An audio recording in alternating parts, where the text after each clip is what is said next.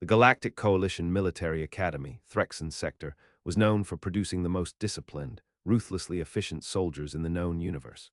Each year, billions of alien cadets from over 2,000 species enrolled to have their minds shattered, bodies pushed to the brink of liquefaction, and their wills compressed into diamond-hard loyalty to the order of galactic conduct. The boot camp was a hallowed nightmare, a crucible of agony and structure. No one enjoyed it. No one survived it unbroken. No one until now. He arrived wearing flip-flops. The cadets lined up in neat, trembling rows on the obsidian parade ground as the instructors descended from orbit in flaming drop pods. The temperature was a balmy 850 degrees Threxon, sufficient to cause spontaneous combustion in over 70% of known carbon-based lifeforms. But the creature that stepped off the shuttle didn't combust.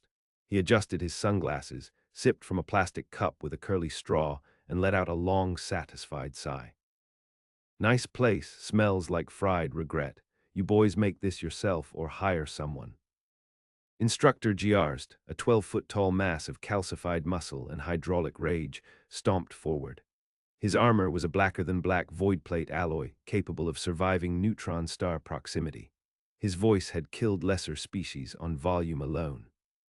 "You will address me as Drill Marshal." "Cool, cool," said the human, sipping again. "Can I call you Drill M for short? Sounds like a rapper." A silence fell over the parade ground so thick it had density. Cadets across species, multi-limbed Ilvorks, gas-bodied Schlera, gelatinous Merflins, turned to stare, either in horror or envy. Giarst's eye holes narrowed. "You will state your designation, species, and planet of origin before I liquefy your lower spine and turn it into a harmonica." The human reached into his shorts, pulled out a laminated ID card, flipped it over, back again, shrugged, and tossed it over his shoulder. "Name's Max, Max Punchface. Human, Earth, no need for spine harmonica stuff. I already know Yankee Doodle." "Human," Giarst hissed.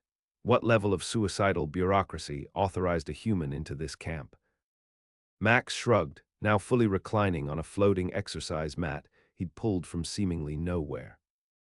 "Galactic exchange program, baby. Some ambassador owed my uncle a favor, or maybe a debt, or maybe he lost a drinking contest.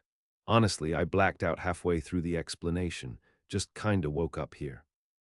Giarst turned to his assistant, a neurosensitive fog entity named Helk, who was already forming an ulcer in 3 of its vaporous stomachs.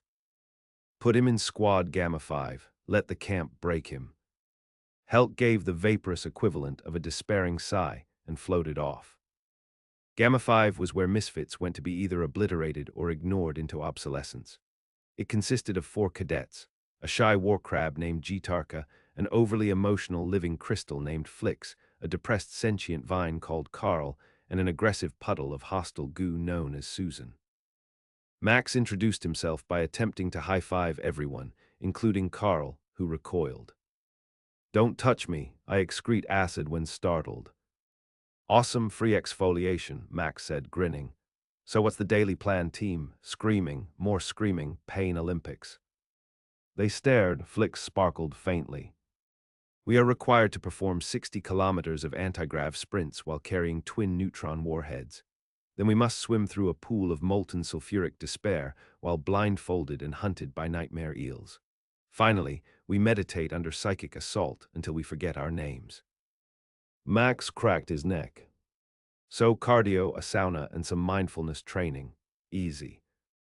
"Easy," Susan oozed aggressively. "The Glek commander failed this course so hard he had an aneurysm in 4 dimensions. The walls still smell like shame." "Cute," Max said. "Let's get started." The next 4 hours rewrote the definition of disrespect. Max completed the warhead sprints backwards, performing impromptu dance routines to his internal playlist. He wore 1 warhead as a hat. He named the nightmare eels. He convinced one to follow him around as a pet, naming it Nibbles. During psychic meditation, instead of forgetting his name, he discovered several new ones. He began answering to Sir Chaos Bunch by hour 2. The instructors were confused. By the second day, the confusion had metastasized into full institutional panic. In the observation dome, Giarst stared at the holoscreen. "Explain," he growled.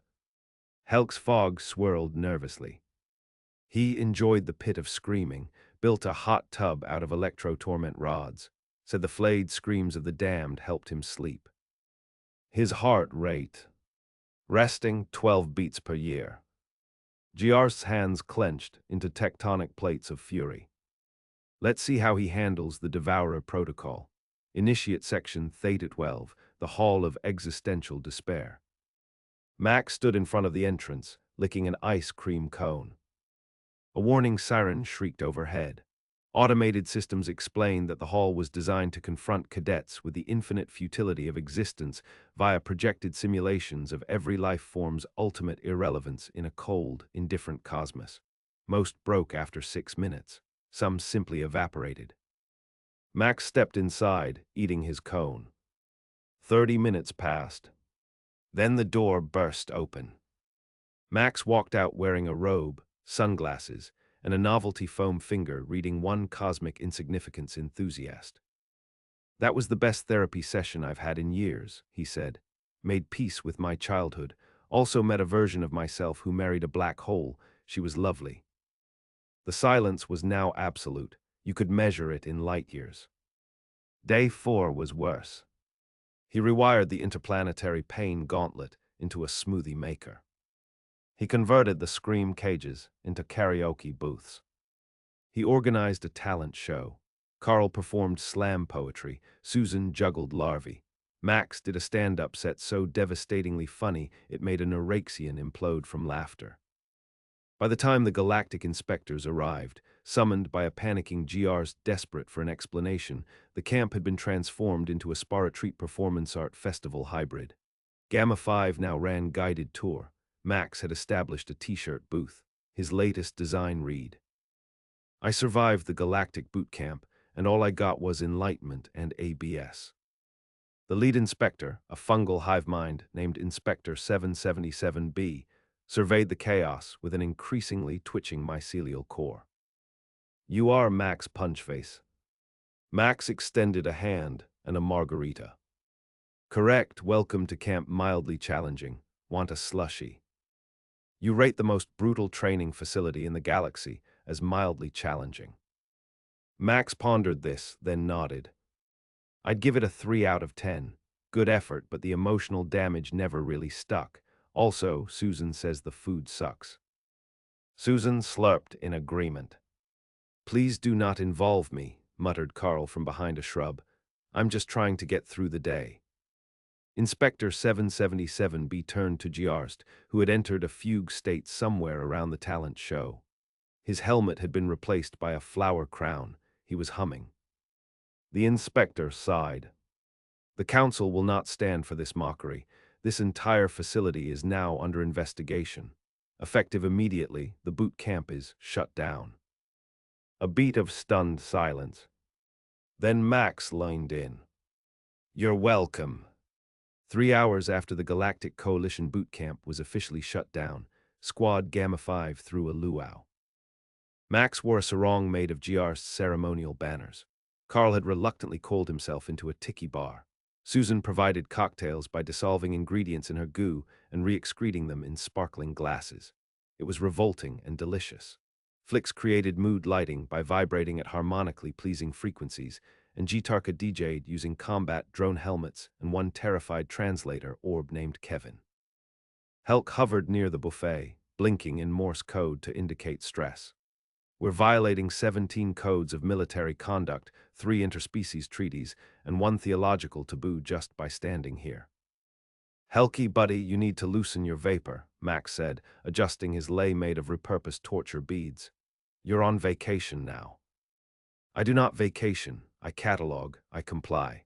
Are those the napalm canisters from the weapons range being used as lanterns?" "Yes, but only the cherry-scented ones." Helk vibrated with such ferocity he temporarily became visible to the naked eye. It was deeply unsettling. Across the compound, Giarst wandered in a trance, muttering fragments of boot camp doctrine into a megaphone that now played tropical bird calls. Somewhere deep in his soul, a perfect, crystalline structure of obedience had cracked under the weight of a human in flip-flops calling his life's work kinda meh. Meanwhile, Max had developed a new hobby: fixing people's deeply rooted psychological issues without asking. Jitarka had spent years grappling with survivor's guilt after her clutch brood was flash vaporized by a rogue asteroid while she was on a snack break. She buried the pain under layers of aggression, ritualistic battle painting, and unprovoked scuttling. Max sat her down with a coloring book and a six-pack of Earth beer that had somehow made it through customs under the label cultural condiment. 2 hours later, she was laughing at memes and crocheting tiny revenge effigies for closure. Flix had severe imposter syndrome. Max staged a fake intergalactic awards ceremony, complete with rigged voting, paid actors, and a laser light show that somehow involved interpretive dance. Flix won, most emotionally brave being in the quadrant, and Ugly cried so hard they turned amber. Carl had not moved in 14 hours. Max gently sprayed him with an emotional support water bottle labeled "Grow, damn it." "You okay, Lefty?" "I'm processing," Carl said. "There are feelings happening. I hate it." Progress. But not everyone was celebrating. At the center of the now-defunct training ground, a committee of coalition inspectors sat in a makeshift tribunal tent because Max had turned the original command dome into a roller rink. The inspectors were reviewing files, evidence, and surveillance footage, and they were angry. "Exhibit 12, he replaced the Hall of Suffering with a foam pit filled with motivational quotes," said Inspector 912C, flicking a holopad. "Exhibit 13, he taught the death drones empathy. They now form a choir." Inspector 208T jabbed the screen. "Look here, this is where he reprogrammed the Armageddon simulator to teach salsa dancing." "It's been 5 days," said Inspector 777B, clutching its own head tendrils. "We no longer have a military facility. We have an interstellar wellness retreat. The worms are doing yoga." Someone slammed their tentacle on the table. "This is worse than failure. This is humanity." A deep silence followed. They all knew the stories. Earth, the chaos planet, the race that had turned diplomacy into drinking games, turned war into performance art, and made their ambassador to the eighth circle of bureaucratic doom a raccoon in a trench coat as a bit. They all turned to the holoscreen again, where Max was now leading a synchronized dance routine with 2 ex-interrogator bots and a space bear. "Shut him down." The plan came fast and hard. The inspectors summoned the echelon of reassertive retraining, a mobile containment vessel of sheer legal authority, crewed by the most by-the-book enforcers in the coalition, the Formaxi bureaucrats. They didn't carry weapons. They carried clipboards. They could halt galactic revolutions with a citation. Max was about to be audited into non-existence. The echelon arrived in orbit, blotting out 3 suns. Forms were filed. Procedures were activated. The storm descended. The first enforcer to land was a 7-foot-tall humanoid in a taupe power suit and a weaponized tie. Its ID badge read Senior Compliance Auditor. It walked straight into the middle of Max's beach volleyball game. The moment its foot touched the sand, a shrill tone blared. Max appeared beside it instantly, visor down, sunblock smeared like war paint. "Whoa, whoa, whoa, you just stepped on the relaxation zone. That's a code L7 vibe disruption, my dude." Zarnax raised one metallic eyebrow. "You are in violation of 17,000 subarticles of Coalition Military Codex 9. Your unauthorized restructuring of this facility constitutes treason, cultural sabotage, and illicit fun." Max pulled a pen from behind his ear. It clicked with ominous finality. "You forgot strategic morale optimization. That is not a real term. It is now. I submitted it to the suggestion portal under morale enrichment tactics. It got 63 upvotes and an endorsement from a sentient cloud of feelings named Brenda." Zarnax checked his tablet, blinked, checked again. "Brenda has high clearance." Max smiled. "Yeah, she does." The bureaucrat hesitated. His clipboard flickered. He tried to reassert dominance. "We will still be confiscating this facility and detaining you for reconditioning." Max leaned forward. "You really want to try and detain me? The guy who got your interrogation drones to join a conga line, who tamed the Hall of Existential Despair by playing lo-fi beats to transcend to." Zarnax narrowed his eyes. "You are dangerous." I'm efficient. A pause. Then Zarnax's clipboard began to smoke. System overload, it muttered. Conflict of protocols, unauthorized charisma detected. The clipboard exploded in a puff of logic. Zarnax collapsed into the sand, twitching. Max turned to the crowd of onlookers, now joined by inspectors, cadets, and several weaponized avian lifeforms. Anybody else wanna try me? A single inspector raised a finger. Max threw a beach ball at him. The inspector caught it instinctively and began playing. It was over. By the end of the week, the Galactic Coalition boot camp was formally redesignated as the Institute for Tactical Recreation and Mental Rebalancing. Its new motto, conquer yourself, or at least chill the hell out. Max had rebranded military trauma into a lifestyle brand. He stood on the observation deck, sipping his drink with nibbles, the eel curled around his shoulders like a scarf. Carl slithered up beside him, visibly trying not to be part of whatever chaos was about to happen next. This is unstable, Carl said. The Coalition won't let this stand. You've destabilized their core training doctrine. Max nodded. Yup. They'll retaliate. I know. Carl peered at him. Are you hoping for that? Max grinned. Buddy, I live for it.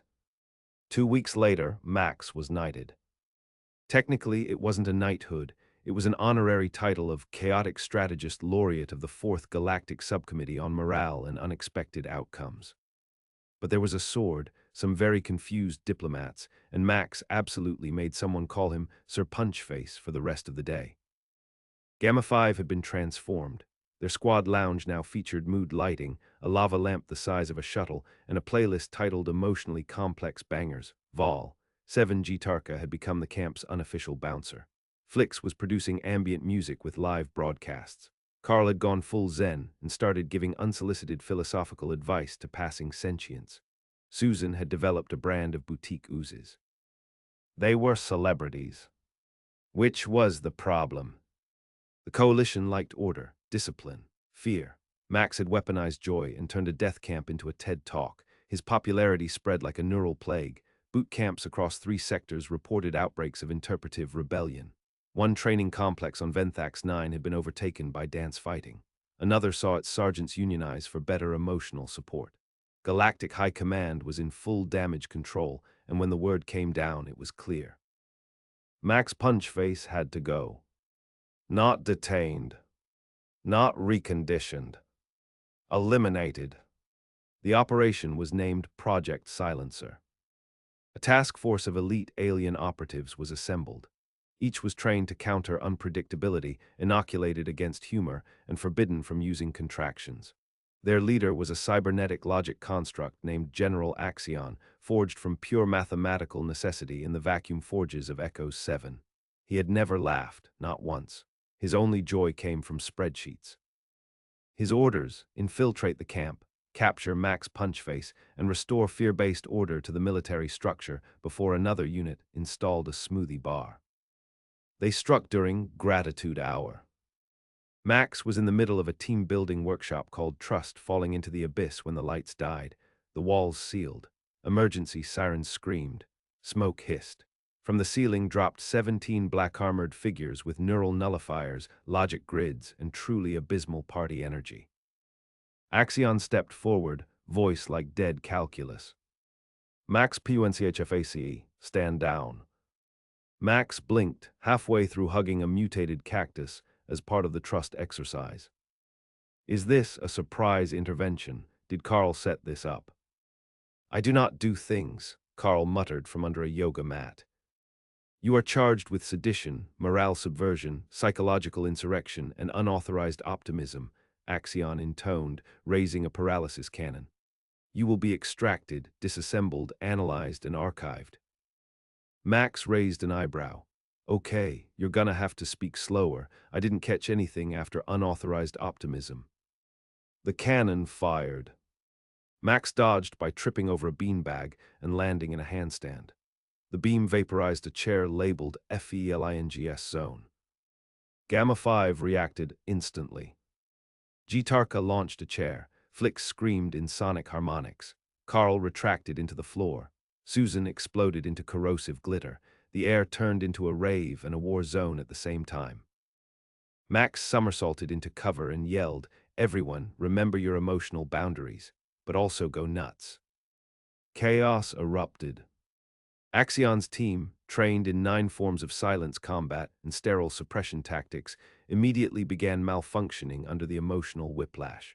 Their neural dampeners were unprepared for weaponized sincerity. One was hugged into unconsciousness. Another wept openly after hearing Jitarka's slam poetry. Max, dual-wielding empathy grenades and sarcasm, darted between combatants, narrating the whole thing like a sports commentator. And down goes the logic trooper, felled by a surprise group affirmation. That's a level 4 emotional collapse, folks. Oof, direct hit from Susan's glitter cloud, and that guy is going to need 8 weeks of therapy just to make eye contact again. Axion was unaffected, barely. He cut through the chaos with precision, firing calculated emotional suppression bursts and muting entire sections of the battlefield. But Max was moving, thinking, and existing on a wavelength that logic couldn't touch. Finally, they met in the center of the lounge, face to face. "This ends now," Axion growled. "I'm just getting started," Max grinned. They fought. Axion used rigid forms, algorithmic attacks, calculated arcs of force. Max used a beanbag chair, a distraction from Nibbles the eel, and a pun so bad it created psychic whiplash. "Why did the logic construct fail at baking?" he yelled mid-dodge. Axion snarled, "What?" "Because he couldn't handle diplomatic situations." Axion staggered. "No, that doesn't make sense. That's not even structurally valid." Max tackled him into the affirmation pit, a ball pit filled with encouraging phrases printed on stress balls. They wrestled in it. Somewhere between a "you matter" sphere and a "breathe through the rage" squishy, Max flipped Axion's switchplate and disabled his anti-humor drive. The results were catastrophic. Axion giggled. Then he laughed. Then he fell silent, staring at his own hands. "I have felt warmth." "Yeah," Max said, helping him up. "That's called growth, or possibly indigestion. You'll know in 12 hours. By the time reinforcements arrived, the battle was over. Max stood triumphantly atop a stack of broken enforcer gear, giving a TED talk on resilience. Axion sat cross-legged nearby, building a sand garden with Susan and Carl. The High Command broadcast came in directly. A hologram of the Galactic chairbeast materialized in the sky, frothing with incoherent fury. "Max PUNCHFACE. You have committed high treason, military corruption, and scheduled disruption across 4 SECTORS. Max adjusted his headband. "Thanks for the feedback. I'd like to submit a counterproposal." "You dare." "SHH, I'm workshopping something." He held up a remote. Then he pressed it. Every screen, monitor, and holoterminal across Coalition-controlled space blinked. Then they began broadcasting Max Punchface's 7-step program for galactic self-actualization. It included dance therapy, chaos meditation, weaponized puns, and a montage of him smiling at extremely dangerous things. He had installed it through the boot camp system weeks ago, just in case. The signal was unstoppable. Max grinned at the sky. You wanted to train soldiers to endure anything. Turns out the most dangerous battlefield is themselves. The hologram twitched, then it vanished. Gamma 5 watched the horizon, waiting for the next move. Nothing came. Max turned to them. "We just redefined war." Jitarka clicked, with beanbags. "Yup." Flix hummed with reverence. "You're going to get us all vaporized." Max stretched, "Only if they can catch me, and if they do, I've got a part 2. Carl groaned. Max Punchface was now on every coalition watchlist that existed, and several that hadn't existed until 5 minutes after his last TED talk. He had become, officially and bureaucratically, a morale hazard of unquantifiable magnitude. High Command tried to downplay his existence. The term punch-face protocol was banned in formal documents. They erased his name from training logs. Entire memory purges were issued across military sectors. Didn't help. Turns out, once you've watched a man juggle live grenades while giving a heartfelt monologue about embracing vulnerability, you remember him forever. Max had become a movement. Boot camps turned into group therapy centers with obstacle courses. Drill instructors were sent to Feelings Boot Camp. Soldiers started questioning their kill orders with things like, "But how does that serve my personal growth arc?" High Command was, diplomatically speaking, losing their collective hive mind. And that's when they made the worst possible decision. They tried to fight chaos with chaos. The facility was buried beneath the moons of Revexa Prime, hidden inside a fractal fortress accessible only through spatial calculus and passive-aggressive riddles. It housed the most unstable operatives the Coalition had ever created. They were called the Incongruents.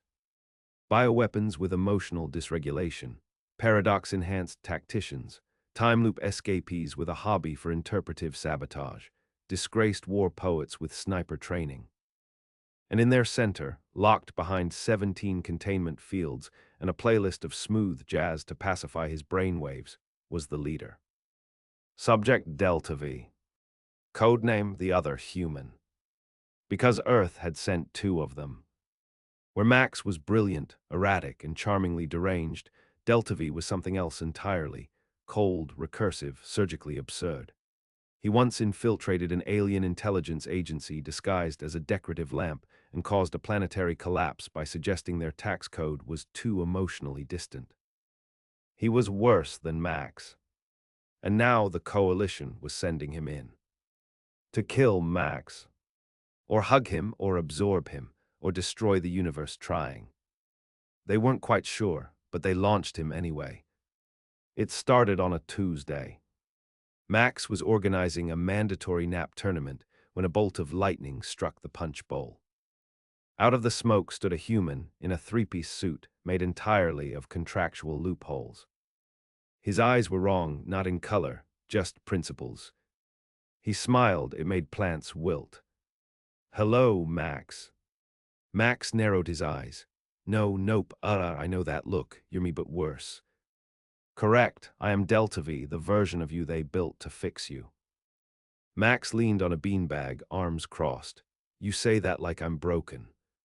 You turned a planetary military complex into a yoga retreat. You destabilized doctrine. You weaponized whimsy. Compliments, these are compliments. I've been sent to restore the balance. By killing me. Not necessarily. I might also replace you, or discredit you, or emotionally bankrupt you via tax audit. You trying to vibe check me into non-existence. I'm trying, Delta V said, to out-chaos you. The war began at dawn. Day 1, bureaucratic blitz. Delta V filed 9,432 false requests in Max's name. Declarations of war against minor planets, wedding licenses, applications for reality TV shows, and one form that made Max legally a goose in 12 star systems. Max countered by legally marrying a black hole again, assigning it power of attorney and declaring it his spiritual dependent. Result, 1 tax collapse, 2 philosophical crises, and a minor singularity panic. Score tie. Day 2 morale combat. Delta V wrote a motivational handbook titled Crush Your Weakness, Militarize Your Inner Child. It spread across the galaxy like a virus. Max responded with a pop-up musical titled Hug First, Ask Questions Mid-Song, starring actual war veterans reenacting emotional breakthroughs. The musical broke 17 records. The handbook was adapted into a tragic opera and banned in 7 dimensions. Score Max by a hair. Day 3, infiltration. Delta V impersonated Flix using fractal disguise tech and began seeding self-doubt. What if Max is just using you for your sparkle? He whispered. What if you're just mood lighting? Flix imploded into a cloud of glitter and minor identity crisis. Max responded by holding a surprise. Who are we really? party and convincing everyone to legally redefine themselves as a collective organism called the Vibe. Flix wept joyfully and recoalesced. Carl gave a monologue so powerful 3 aliens renounced logic and became chefs. Score max by Soul. Day 4, the Great Prankening. It escalated. Delta V inverted gravity across the entire camp mid-Zen hour. Max rewired the gravity so everything fell emotionally. Delta V replaced everyone's pillows with existential dread manifestors. Max replaced them back with hypercomfort memory foam plushies containing affirmations from alternate timelines. Delta V released a plague of passive-aggressive nanobots that only corrected grammar. Max taught them sarcasm. By sunset, the facility was an Escher painting with free Wi-Fi, and nobody knew if they were winning. Day 5, the showdown. They met in the old parade ground. No weapons. No rules.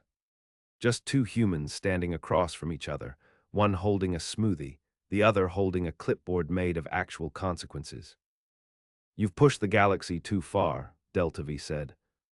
"I've pulled it into better shape," Max replied, kicking and screaming and occasionally laughing till it pees. "You destabilized order. I revealed its fragility. You are unsustainable. I'm evolution." They charged. They collided. They talked. For hours. No one knows what was said in that moment. But by the end, both stood, side by side, staring at the stars. And Delta V said, "Fine, but I get to design the uniforms." Max nodded, "Only if they have detachable vibes." Always. The next day, High Command received a single message.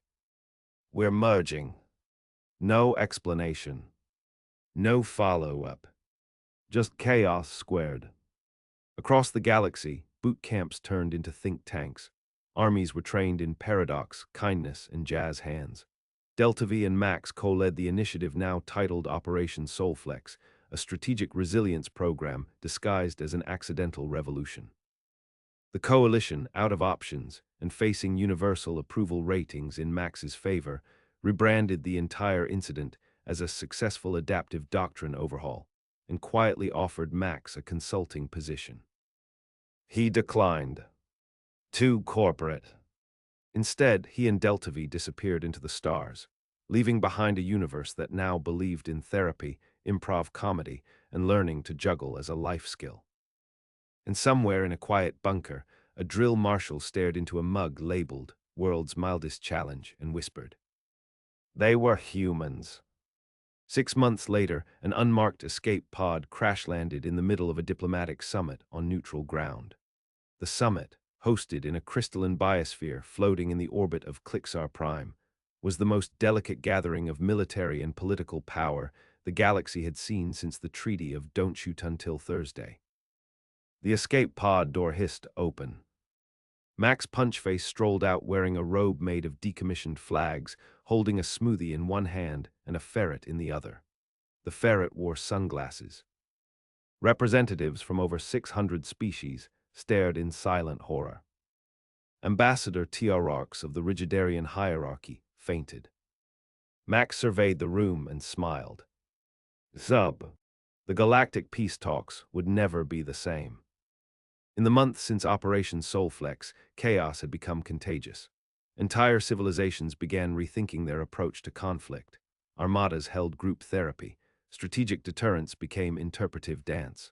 One entire war was avoided when 2 destroyer-class battleships agreed to co-parent a wayward moon colony.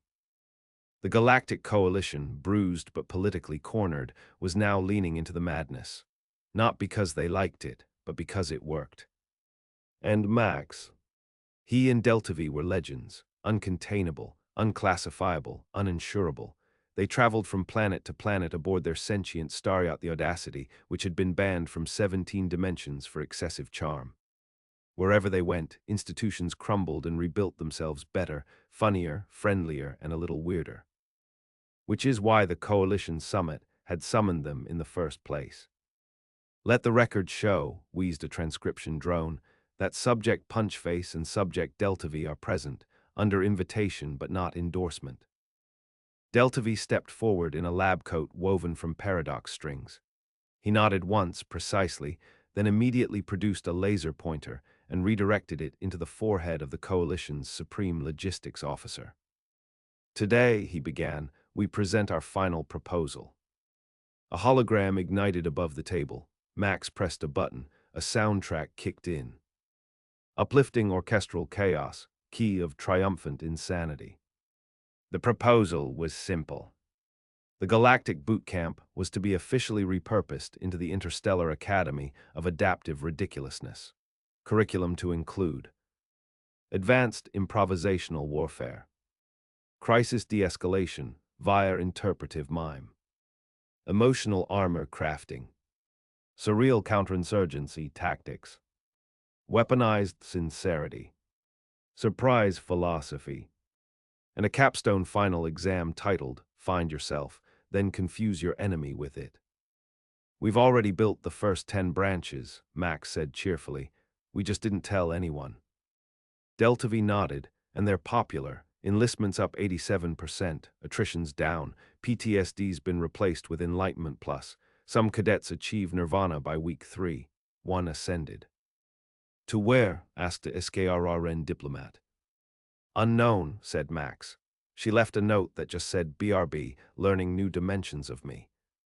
Giarst entered at that exact moment, now officially retired, sporting a surfboard under one arm and the calm, dead-eyed stare of a man who had learned to live with his inner chaos. He walked up to the podium, cleared his throat, and spoke with the gravelly dignity of a warrior who had been thoroughly therapized. "I endorse this," he said. "It broke me, then it rebuilt me. Then it broke the new me, then that me wrote a book. It's a bestseller on 7 war-torn moons." The vote was unanimous, mostly because anyone who tried to vote accidentally found themselves enrolled in clown tactics for commanders and emerged 3 weeks later, speaking only in metaphor and inner truths. The boot camp was reborn. Not a place of mindless obedience, but a crucible for chaotic brilliance. Years passed. The boot camp was now the core of the Coalition's defense doctrine. Officers were trained to think sideways, to feel, then strike, to adapt in impossible scenarios by becoming impossible themselves. Disobedience became a course. Rule-breaking was now a practicum. War became rare. Not because the galaxy grew kinder, but because nobody knew how to predict what might happen if you attacked someone trained by Max Punchface. In the twilight of a long and utterly non-standard career, Max stood on a cliff on a vacation planet shaped like a question mark. Nibbles floated in a hover bowl beside him. Carl meditated in a nearby hammock. Susan had franchised herself. Delta V appeared beside him, sipping tea that may or may not have contained theoretical caffeine. "Well?" Max asked. Delta V didn't respond right away. He just stared out at the stars. "We turned the most feared military complex in the galaxy into a circus with a diploma," he said. "We destabilized centuries of doctrine. We made institutions cry."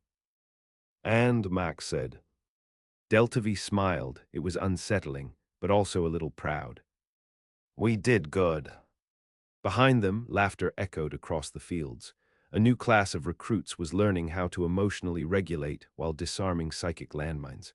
One cadet accidentally enlightened themselves into a higher plane. Again. "Think it'll last?" Delta V asked. Max thought about it. "Nope." "Good." They clinked their drinks together. Because that was the point. It wasn't about lasting. It was about changing, pushing, breaking what didn't serve, laughing through the pain, turning rigidity into rubber, oppression into a punchline, and institutions into improv acts. Because humans weren't here to blend in. They were here to shake the stars until something better fell out. And sometimes, that started by looking a 12-foot death commander in the eye and calling his life's work mildly challenging.